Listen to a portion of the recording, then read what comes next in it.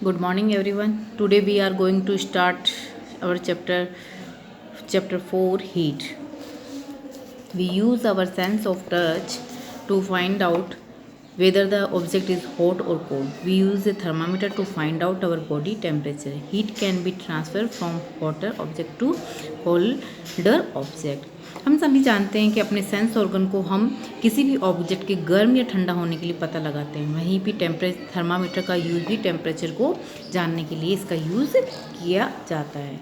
और हमेशा कोई भी ट्रांसफ़र जो है इसमें हीट जो होती है वो हॉट से कोल्ड की ओर ट्रांसफ़र होती है।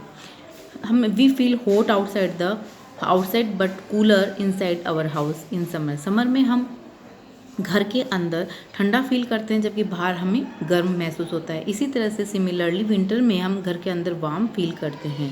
तो heat is responsible for the sensation of hotness and coldness. तो हीट किसके लिए रेस्पॉन्सिबल हो गया है? हमें हॉटनेस और या कोल्डनेस जानने के लिए सेंसेशन हो गया। तो हीट क्या हुआ? Heat is a form of energy that can only be felt. Heat एक ऐसी एनर्जी की फॉर्म है जिसे केवल हम फील कर सकते हैं। Heat flow from hotter region to cold region. Heat हमेशा गर्म से ठंडे की ओर ट्रांसफ़र होती है। Heat is measure in calorie और जूल। जूल या कैलोरीज में से मेज़र किया जाता है और ऐसा यूनिट जो है इसकी जूल है। इसे जे से भी रिप्रेजेंट करते हैं। तो इससे कहने का मीन्स है किसी भी ऑब्जेक्ट के गर्म या ठंडा पता लगाने के लिए हम उसके किससे नॉन होंगे? बॉडी के किसी भी ऑर्गन से, बॉडी के किसी भी पार्ट से हम उसे जान सकते हैं कि वो गर्म है या ठंडा है। इसी तरह से एक एक्टिविटी दी हुई है कि हम अपने पाम को अगर रब करते हैं तो रब करने के बाद में देखते हैं कुछ समय के बाद में पाम हथेली जो होती है वो क्या हो जाती है? गर्म हो जाती है, वार्म हो जाती है। रीज़न जो हमारी बॉडी की हीट होती है वो कहाँ ट्रांसफ़र हो जाती है? हमारे हैंड के अंदर ट्रांसफ़र हो जाती है। ठीक है। इसी तरह से सेकंड एक्टिविटी दी हुई है जिसके अंदर 3 बाउल लिए हुए हैं। एक में कोल्ड वाटर, एक में हॉट वाटर और एक में नॉर्मल वाटर लिया। एक हैंड को आपने कोल्ड वाटर में रखा और एक हैंड को आपने किस में रखा है?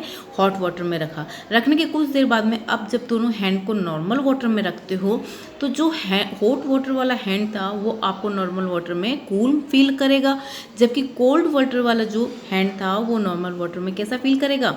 हॉट फील करेगा। यानी एनर्जी जो है, हीट की एनर्जी जो है वो क्या होगी? गर्म से ठंडे की ओर जाएगी। ठीक है, इस तरह से वो आपको फील होगी। ये एक्टिविटी आप घर पे भी करके देख सकते हो। Temperature and it's measurement. Temperature को आप कैसे मेजर करते हो? Temperature is a degree of hotness and coldness of the body और प्लेस। टेम्परेचर क्या है? डिग्री है किसकी? हॉटनेस की या फिर कोल्डनेस की, किसी भी बॉडी की हो या प्लेस की। ठीक है। Measure with a instrument thermometer. इसे थर्मामीटर से मेजर किया जाता है और इसकी ऐसा यूनिट जो है यानी टेम्परेचर की ऐसा यूनिट क्या हो गई है? Kelvin. Thermometer to measure temperature. A thermometer is made up of long thin glass tube called capillary tube that is bulb at the one end. थर्मामीटर जो होता है लंबी और कांच की पतली ग्लास से बना होता है जिसे कैपिलरी भी कहते हैं। कैपिलरी ट्यूब से बना होता है जिसके एक एंड पे बल्ब जैसा स्ट्रक्चर बना होता है। किस तरह से? इस तरह से बल्ब जैसे स्ट्रक्चर बने होते हैं। The substance which is generally use thermometer is either mercury या अल्कोहल। थर्मामीटर के अंदर जो लिक्विड फील किया जाता है वो मरकरी होता है या फिर अल्कोहल होता है। Mercury is only metal is the exit in a liquid at room temperature. Mercury metal है और मेटल हार्ड होते हैं, जबकि मरकरी एक एक्सेप्शन है जो लिक्विड फॉर्म के अंदर यानी रूम के टेम्परेचर पर लिक्विड फॉर्म में प्रेजेंट होता है। ए thermometer work on principal that heat energy causes expansion of mercury of alcohol. Thermometer जो है वो मरकरी के कम या ज़्यादा होने, उसके वॉल्यूम या साइज़ के कम ज़्यादा होने के ऊपर वर्क करता है। Different scale of temperature. आप किस टेम्परेचर को किन किन स्केल के ऊपर मेजर कर सकते हैं? Commonly use scale to measure temperature at a Celsius, Fahrenheit और केल्विन स्केल यूज करते हैं। Celsius scale, this scale has a range from 0 degree से 100 डिग्री होती है, इसके ऊपर जो स्केल बनी हुई होती है। और 0 डिग्री जो है melting point of the ice. Ice के मेल्ट पॉइंटिंग जो है वो 0 डिग्री होता है, जबकि 100 डिग्री सेंटीग्रेड पे वाटर जो होता है वो क्या होने लग जाता है? बॉयल हो जाता है। तो डिफरेंस बिटवीन 0 डिग्री और 100 degree is divided into 100 division कहेंगे, यानी दोनों के बीच का गैप जो है 100 से डिवाइड करने पर डिफरेंस आएगा।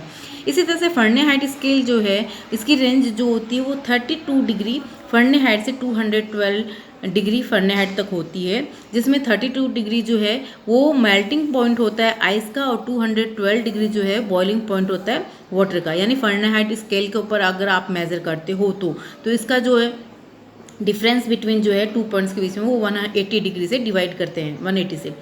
Temperature in Celsius scale is related to temperature in Fahrenheit by the following relation. अब हमें ये जानना है कि सेल्सियस स्केल का फ़ारेनहाइट स्केल से क्या रिलेशन है, वो किस तरह से हम इसे कन्वर्ट कर सकते हैं, उसके लिए फॉर्मूला दिया हुआ है।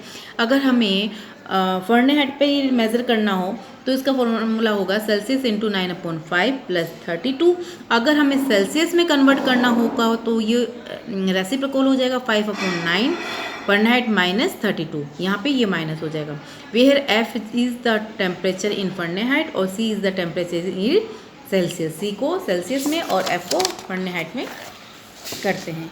इसी के लिए आपको एक एग्जाम्पल भी देकर बताया हुआ है, कंप्लीट किया हुआ है। तो एग्जाम्पल को आप इस फॉर्मूले में रख के कंप्लीट कर सकते हैं। कैसे?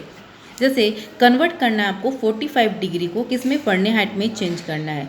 आपको सी की वैल्यू दे रखी है और एफ की वैल्यू फाइंड करनी है। तो आपको ये बताया कि फॉर्मूला कौन सा यूज़ करेंगे जब आपको फ़ारेनहाइट में चेंज करना है, तो सी इंटू 9/5 प्लस 32।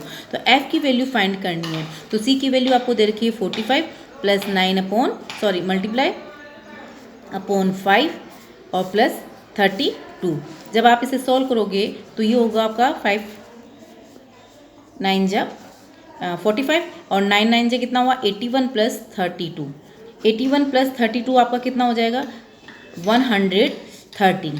तो आप ये कह सकते हो 40 जो आपका 45 डिग्री है, 45 degree Celsius is equal to 113 degree Celsius. आपका ये जो फ़ारेनहाइट है वो किसके बराबर हो गया 100 डिग्री एफ, 113 जो है वो किसके इक्वल हो गया 45 डिग्री सेल्सियस के इक्वल हो गया। इसी तरह से अगर